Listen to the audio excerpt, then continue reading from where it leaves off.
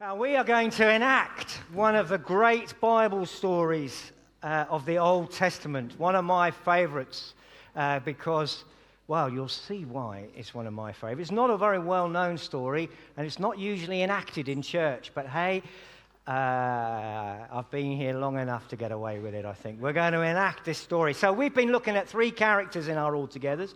There's King Saul.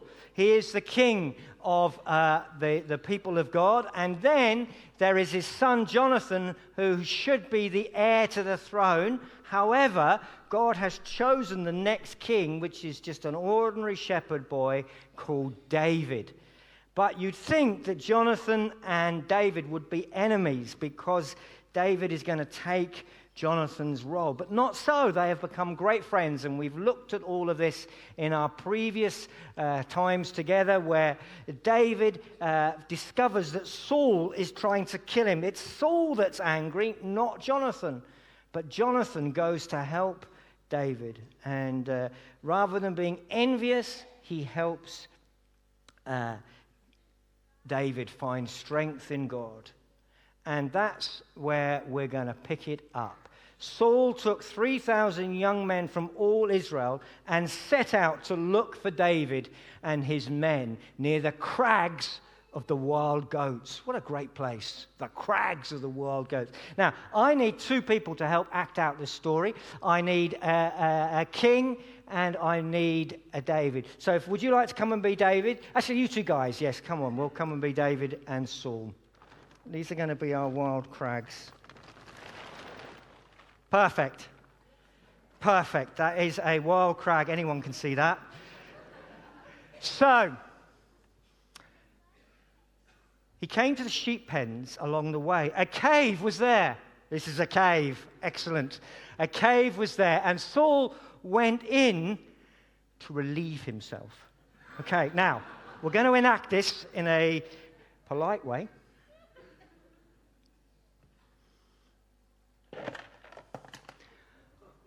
We've got a potty. So, all I need you to do is sit on your throne, okay? Just sit on your throne. Excellent.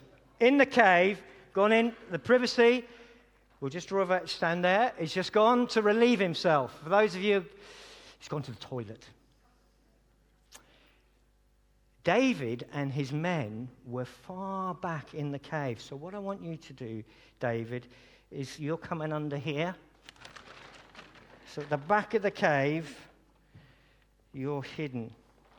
All right? Okay. So, what happens next? So he's gone to find a quiet place, taken the newspaper with him, he's gone to read. Going to be a while. I love this story.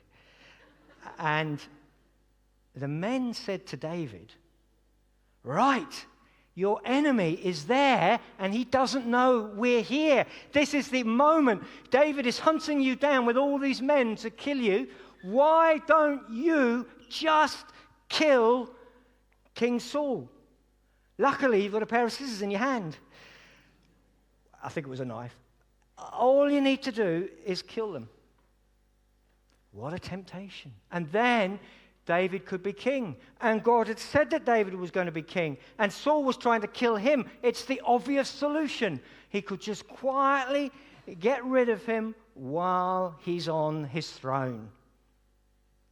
David crept up unnoticed. Right. Where are you, David? Come a little bit closer.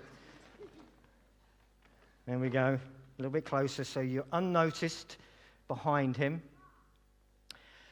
And he cut off a corner of his robe. So what I want you to do is just cut that corner off there. So he cuts off a bit of his robe. And all this time, King Saul is busy doing the crossword. He hasn't noticed anything.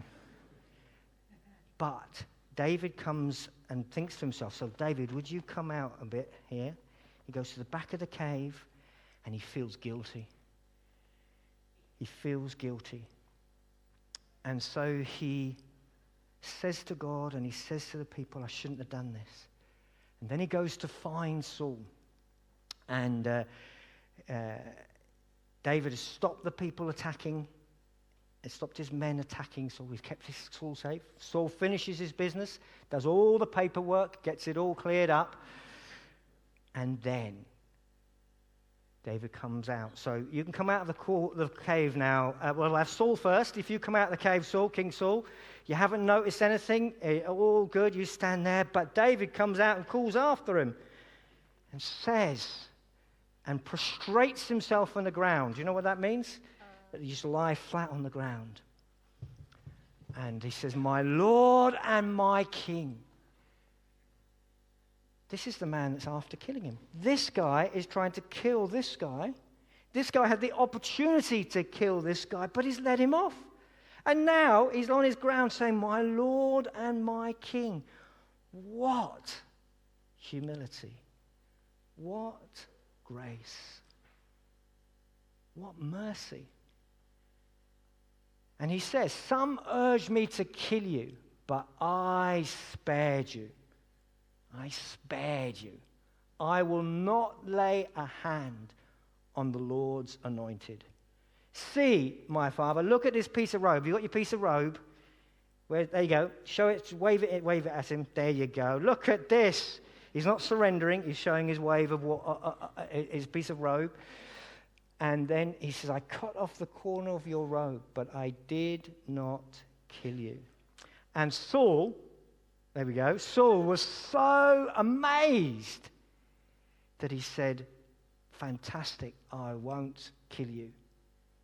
Actually, he only kept his word for a few days or a few months. But at the moment, he was amazed. So, this is all about David being a person of mercy. In a cave, he has the opportunity to pay back the person that is harming him. He has an opportunity to make himself safe from the person who is harming him. But he follows the words of Jesus. Even though Jesus is centuries later, even though he doesn't know Jesus, he is following his heart. Jesus says, be merciful as your Father is merciful. So, I'm going to take those scissors off you. Blessed are the merciful, for they will be shown mercy. God is rich in mercy, it says. It is his character, it is his nature. And we're learning that David has the heart and the mind of God. We're going to ask ourselves the question, what does mercy look like in our lives? And to do that, I'm going to test your honesty. We're going to, if you like to get your phones out, we're going to have some scenarios. And on each scenario, I want you to be absolutely honest about what you would do. Someone has owned up to having broken something of yours, something precious. They've broken it. I want honesty now. Breathe deeply. Think truthfully. What would you do? Would you make them pay for it? Would you get angry? Would you accept their apology and write it off? Or would you break something of theirs? Let's be honest. What would we do? I fear I would get angry. You may not spot it, but I think inside, staff know when I'm angry. They can tell. There's a look. It's definitely a look. I think I'd give that look. Okay, let's see how... Oh, good, honesty. Excellent. We've got angry. Accept their apology and ride off. Neck and neck. I don't know why I'm encouraging us to be bad. But sometimes God can't change us until we admit it. And when we sometimes pretend that we do the right things, God isn't able to help us do the right things. Confession is really precious. And owning up and saying, do you know what, God? I would do the wrong thing. That's how God can help us. Okay, so we're drawing towards the end. Someone has done something really wrong, like really bad. And they feel very guilty. And they feel ashamed. Do you Tell them they have one more chance. Welcome and include them. Explain what they did was wrong, or ignore them. Somebody has done something really bad. And you know, and they know. And they feel rubbish. But how are you going to treat them? How are you going to treat them? Let's have a look. See, if I'm honest, I tend to mansplain, and I'll explain to them what they did wrong. And that's the top answer. And I think religious people think that is the top answer. What's mercy? They already feel guilty. They already know they've done wrong. That's why they feel guilty. They already feel ashamed. So what is mercy? See, this is where mercy gets tricky, isn't it? What is mercy? When Jesus is on the cross and they make fun of him, does he explain what they're doing wrong?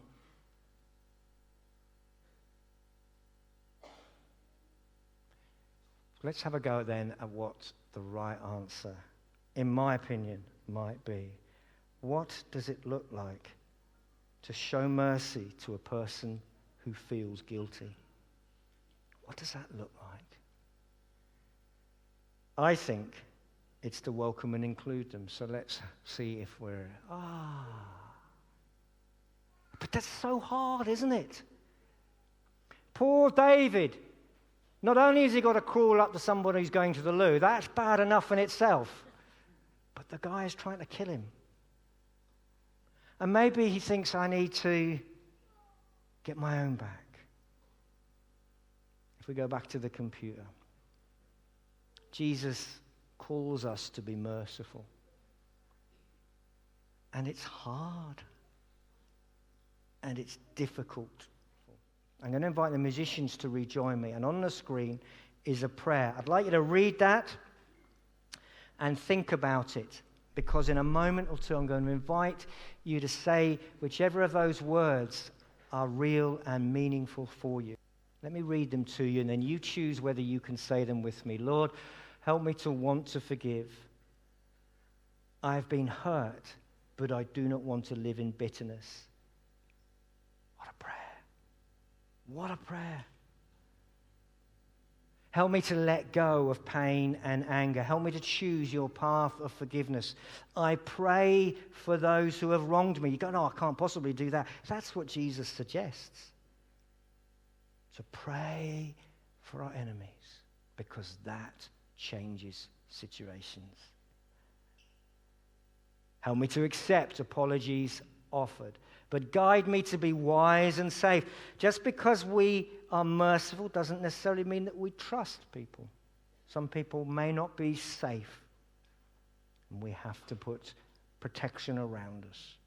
Help me to be free from the resentment of the unapologetic, and to move forwards towards your light.